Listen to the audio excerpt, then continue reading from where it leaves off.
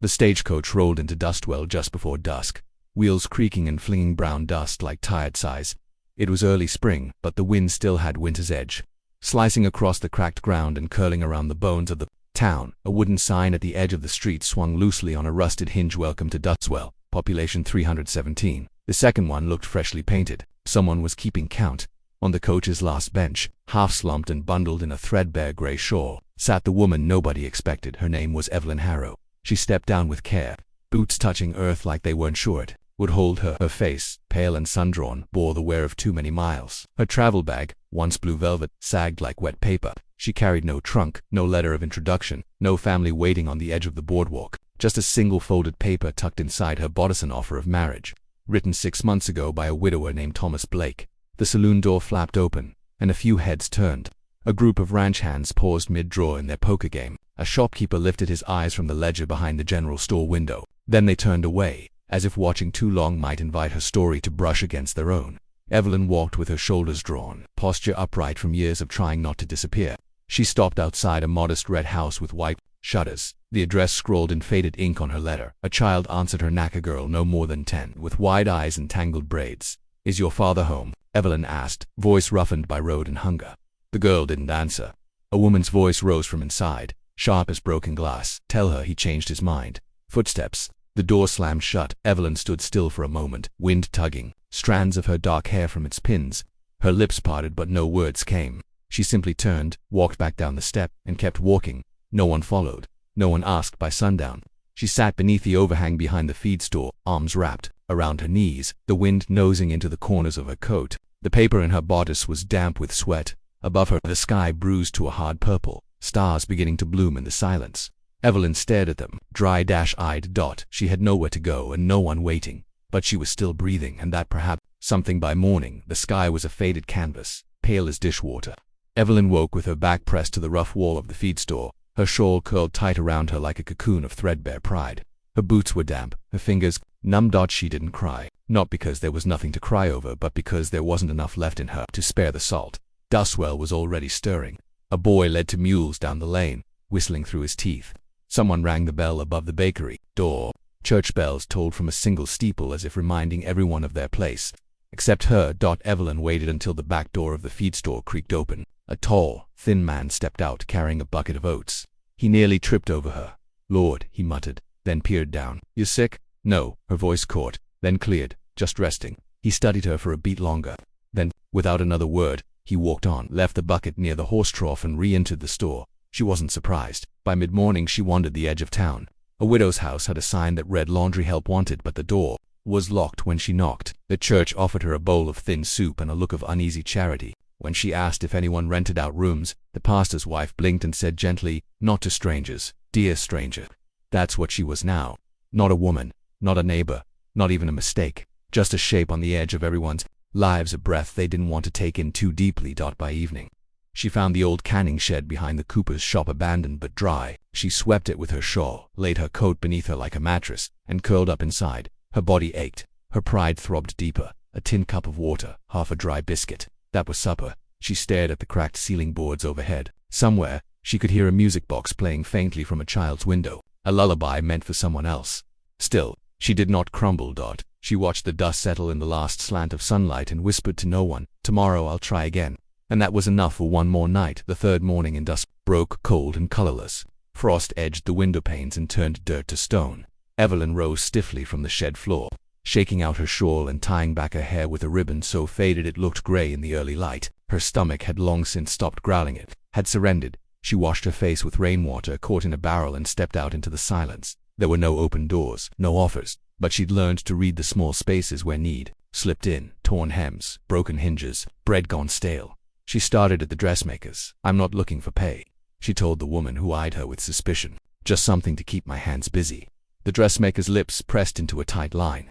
She looked Evelyn over, then pointed to a pile of men's trousers needing mending. "You stitch clean?" she asked. Evelyn nodded once. The woman handed her a thimble and thread. "No chair, no tea. Just work." By noon, her fingers bled slightly, but the seams were straight. That evening, she found herself in the alley behind the bakery, folding up dialed loaves that the baker's wife had quietly left on the step. No words passed between them, only a brief, unreadable glance each day. She did a little more, swept porches, patched gloves, boiled linens for a family with a coughing baby. No one praised her, no one thanked her, but slowly, imperceptibly, the town, they stopped flinching at her shadow. They still didn't see her, not really, but they tolerated her. The way you might tolerate a cold wind that came every morning. You couldn't stop it, so you let it pass. On the 7th day, she returned to the shed and found a folded scrap of burlap tucked into the crack of the door. Inside it, a fresh apple and a note scrawled in a child's hand. "You helped, Mama.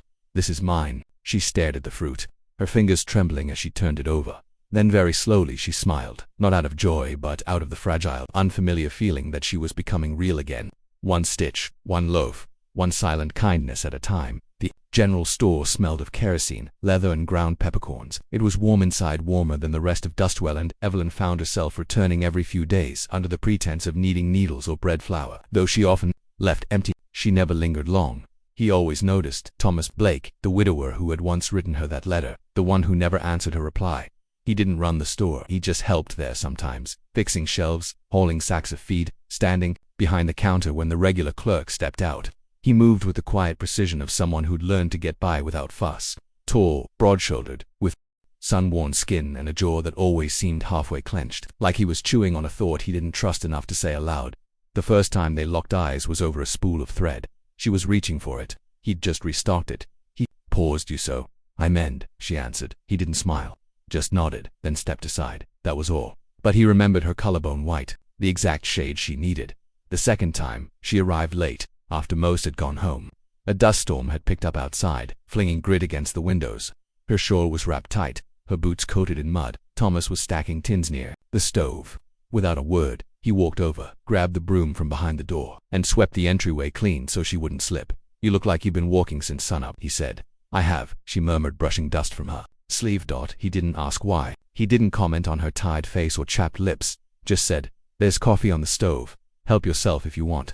She hesitated, then poured half a cup and sipped it slowly by the stove, never once turning her back on him but not quite facing him either. They said little, but there was no tension, no pretense, only warmth. When she left, he watched her pull the door shut behind her, the bell overhead barely making a sound. He said nothing to the clerk, but later that night, when his daughter asked what he'd done that day, he thought of her shawl, the way her hands cupped the coffee like it might burn through, and he said softly, "Helped someone feel less cold." It was always small things. A sack of flour she hadn't paid for quietly added to her purchase, a set of wooden buttons slipped into the pocket of her apron after she'd helped patch up a torn feed bag behind the store, a chair pulled out when she entered, though he never gestured to it, never claimed it was for her. Thomas Blake never asked questions, and Evelyn Harrow never offered explanations, but something passed between them in those few minutes each week when her errands brought her in. When he was near enough for silence to stretch comfortably between them, not weighted, not suspicious, just full. One morning, she brought a bundle of hand-mended gloves to leave by the door, a thank you, perhaps for the unnoticed gifts. She didn't sign the note, just tucked the gloves inside brown paper with twine and left them at the general store before anyone else had opened shop. The next time she stepped inside, Thomas said nothing. He only held her gaze a second longer than usual and added a fresh skein of blue thread to her basket. UNASKED. Blue, the color of sky in spring, the color she hadn't dared to wear in years. The townsfolk noticed, if not the gifts, then the glances. A widow on the porch of the mercantile leaned over to whisper something as Evelyn passed. Ranch hand lifted his brows when Thomas quietly walked around the counter to help her with a parcel, but neither of them flinched. Evelyn didn't bow her head anymore. She didn't rush to leave. She lingered just a little. Her hands no longer trembled when she reached across the counter. Sometimes they almost touched. Once she caught his daughter watching her through the front window, small, curious, tucked in behind a curtain. Evelyn smiled gently. The girl didn't smile back, but she didn't hide either. That night, Evelyn walked the long path back to the shed, with a single pair in her pocket, a gift from the grocer's wife, who had seen her hand Evelyn a bundle of cinnamon sticks just hours earlier. The wind was softer now, the nights less bitter. And as she peeled the pair slowly beneath the flicker of a borrowed lantern, she thought, "He doesn't see what I've done. He sees who I still am." And that thought warmed her more than the lantern ever could. The snow arrived late that year, quiet and cautious, like a child afraid to knock too loudly. Evelyn watched it fall from the edge of the woodshed, her breath misting the cold air as she stitched by lantern light. A patchwork square lay across her lap, faded bits of cotton and muslin, remnants of dresses long worn thin. Her needle moved slow but steady. Each stitch was neat, deliberate. The quilt wasn't large, just enough to cover a child's bed. She hadn't planned to make it, but she'd seen the way Thomas's daughter clutched her elbows against the cold when walking to school. The girl had no coat thick enough, no shawl like Evelyn's. just her father's big mittens and a brave, set mouth that looked too old for 10. Evelyn wrapped the quilt in brown paper. No note, no name. The next morning she rose early, tucked the bundle under her arm, and walked the narrow trail to Thomas's cabin before sunup. A cedar fence bordered the small garden, now frost-covered and still. Smoke rose from the chimney. The porch creaked as she stepped onto it. She laid the package gently against the door. Then she turned and left, boots crunching over new snow, heart heavy not with regret, but with hope she didn't dare admit aloud. Later that afternoon, she walked past the general store. Thomas was inside, wiping down the counter. He looked up. Their eyes met. He didn't speak, but after a pause, he reached under the counter, pulled something from a drawer, and stepped around the till. Wordlessly, he held out a small object wrapped in cloth. She opened it later. Behind the cooper's shed, a tin box of tea leaves and a single silver thimble, worn smooth with use, but polished clean. There was no explanation, just gesture. He had seen her hands red, cracked from cold, and thought of something that might make the hours less painful. Not grand, not loud, but thoughtful like him. Evelyn sat still for a long while after turning the thimble in her palm. Snow whispering against the shed walls like someone breathing close.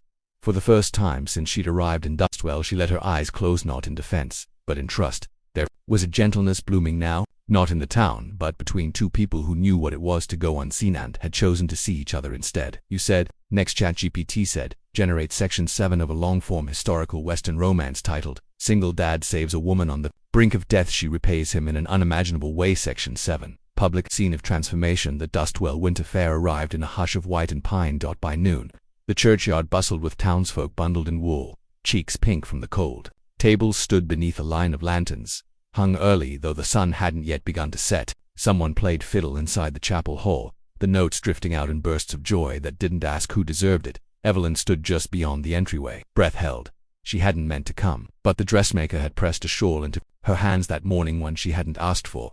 Deep plum wool, stitched at the edge with faded green thread. It doesn't fit the others, she'd murmured, eyes on her sewing rather than Evelyn. Might as well not go to waste. Now Evelyn stood in it, hair brushed and pinned, gloves mended, chin lifted. She didn't expect warmth, but she no longer feared the chill. Thomas Blake was already there, speaking to the blacksmith near a barrel of mulled cider. His daughter stood close, hand tucked into his coat pocket. Her braid was neater than usual, perhaps. Evelyn's eyes imagined that. He saw her then, not from across the yard, but just a few steps away, as if he'd been waiting nearby without knowing why. He didn't smile. He didn't need to. He just walked toward her and stopped beside her, silent as ever. His daughter hesitated, then followed, her wide eyes studying Evelyn like she was a story waiting to be told. No one said anything for a long moment. Then Evelyn asked, her voice quieter than the wind, "Does she like tarts?" Thomas glanced at his girl. "She's got a sweet tooth sharper than a fox's nose." Evelyn nodded once. "I'll bring some by." A few feet away, the widow from the mercantile turned to whisper. Another woman elbowed her gently. Someone noticed, someone always did. But Thomas didn't flinch, and neither did Evelyn. They stood there shoulder to shoulder, watching the children race past with peppermint sticks and mittens swinging. He didn't reach for her hand, but when the snow began to fall again, thicker now, soft as lace, he moved, just slightly, his coat brushing hers. She didn't step away, and for the first time, the town saw her not as the woman who was left at the door, but as someone standing tall in the company of a man who no longer looked alone. The snow had fallen steadily for 3 days. By the fourth, the world outside Thomas Blake's cabin was buried in white silence. Rooflines, softened fences, swallowed whole. The wind had calmed, but the stillness it left behind felt almost sacred. That evening, Evelyn arrived with a tin of blackberry tarts wrapped in a checkered cloth. She'd worn her plum shawl and her good boots, the ones she'd polished with beeswax and hope. She hadn't been invited, but she was expected. Thomas opened the door before she knocked. Inside, the cabin glowed with oil lamp light and the crackle of pine logs in the hearth. His daughter was already asleep in the loft, a braid trailing over one shoulder, face pressed into the patchwork quilt Evelyn had left weeks ago. They sat together in the quiet 2 chairs near the fire, boots drying beside the stove. He poured them each a cup of tea, and for a while the only sound was the soft clink of enamel mugs and the wind brushing faintly against the shutters. Then, without looking at her, he said, "You were never what they whispered you were." Evelyn didn't answer. Her chest rose slowly, her fingers stilled on the rim of her cup. "I didn't write back," he continued, voice rough like gravel rolled smooth over years, "because I was afraid I wouldn't know how to be good to someone again. My wife, she left a hole that got filled with routine, not healing." She turned her head. His profile was sharp against the firelight, creased brow, dark lashes, vulnerability thick in the space between syllables. "You are good," she said softly, "and you see people, even ones who'd rather stay hidden." A beat passed. He set down his cup, his hands folded once, then stilled. "You patched up more than my girl's gloves," he said. I look at you and remember what it feels like to want someone at my table, not because I'm lonely, but because they belong there." The air changed. Outside, snow tapped faintly against the windowpane. Evelyn stood slowly, then crossed the space between them. She knelt beside his chair, took his calloused hand in both of hers. She didn't ask for promises, he didn't offer them, but when he leaned forward and touched his forehead gently to hers, the silence that followed was not emptiness, it was home. Spring came in pieces. First, the icicles melted from the porch rail. Then came the tiny green shoots pushing stubbornly through half-frozen soil. Birds returned to the bare branches behind the cabin, and Evelyn began to rise each day, not with dread but with purpose. The canning shed behind the cooper's shop stood empty now. She hadn't slept there in weeks. Her shawl hung on a peg beside the door of Thomas's home. She hadn't asked to stay. He hadn't asked her to leave. Each morning, they moved around each other in quiet rhythm. He chopped wood. She kneaded bread. She mended his shirts. He fixed the broken hinge on her sewing box. His daughter braided her own hair now, but always asked Evelyn to tie the ribbon. One evening, Evelyn stood barefoot in the garden, soft earth under her feet, sleeves rolled as she worked cabbage sprouts into neat rows. Thomas came up behind her with 2 wooden stakes and a length of twine. "Straight lines," he murmured, handing her one end. She smiled. "I was hoping you'd say that." They worked side by side, silent and focused, sleeves brushing as they moved. By the time the sun dipped low behind the hills, the garden was laid out in careful order, something they'd built together. Later, while she washed the dirt from her hands in a basin by the door, Thomas cleared his throat. "I've got a ring," he said gruffly, as if it pained him more than an axe swing. "It ain't much, was my mother's." She turned. His hand was closed around a small velvet pouch, frayed at the corners. "I wasn't going to say anything just yet," he added, not meeting her eyes, "but I figured I already planted the onions. Might as well plant something permanent." Evelyn dried her hands on her apron, walked to him, and covered his fist with both of hers. "You don't need to ask," she said. "I will anyway," he whispered. Finally looking up, they stood there in the golden hush of the doorway, the scent of soil and cinnamon drifting from the hearth, the ring forgotten between them for a moment. He didn't kneel, she didn't cry, but when she nodded, slow and certain, it felt like the whole house exhaled. And outside, in rows they'd planted with care, the garden began to wake. They married in late May, beneath the blooming cottonwoods by the creek's bend, where the water ran slow and silver. No church bells, no white lace, just a hand-carved bench, a few wildflowers in tin cups, and the small circle of those who mattered. Thomas wore his best shirt, sleeves neatly rolled, collar open like he always preferred. His daughter stood beside him, holding a bouquet. Evelyn had gathered herself disease sage and 2 bright red prairie roses. Evelyn's dress was pale cornflower blue, stitched by her own hand. She wore the thimble he'd given her on a ribbon around her neck. No veil, no fanfare, only a quiet glow like dawn unfolding across her face. The pastor kept the words brief. Promises were exchanged not in grand language but in the way Thomas looked at her when she placed her hand in his. Not a single person whispered when they kissed. No one scoffed. Not anymore, because they'd seen the slow changing. They'd watched the way the cabin lit up from within. They'd noticed how Thomas, it stood straighter, how his daughter smiled more freely, and they'd learned, in quiet awe, that some roots take longest to grow, but when they do, they hold fast. Afterward, the 3 of them walked back home together, the girl skipping ahead, Thomas and Evelyn hand in hand, fingers threaded in. Easy silence that night, after supper and laughter. After the dishes were stacked and the lanterns dimmed, Evelyn stepped out onto the porch alone. The air was soft, honeysuckle sweet. She stood there barefoot, watching the last of the fireflies rise from the garden beds they had planted together. The stars above blinked to life one by one. Thomas joined her a moment later, wrapping his arms around her from behind. "I never thought I'd get another beginning," she whispered. "You didn't," he said gently. "You just got to keep going." She turned her head slightly, enough to press her cheek to his shoulder. "I don't feel ruined anymore," she said. He kissed her temple just once, light as breath. "That's because you never were." And in the hush between heartbeats, as the night folded around them like a quilt, Evelyn closed her eyes and whispered to the dark,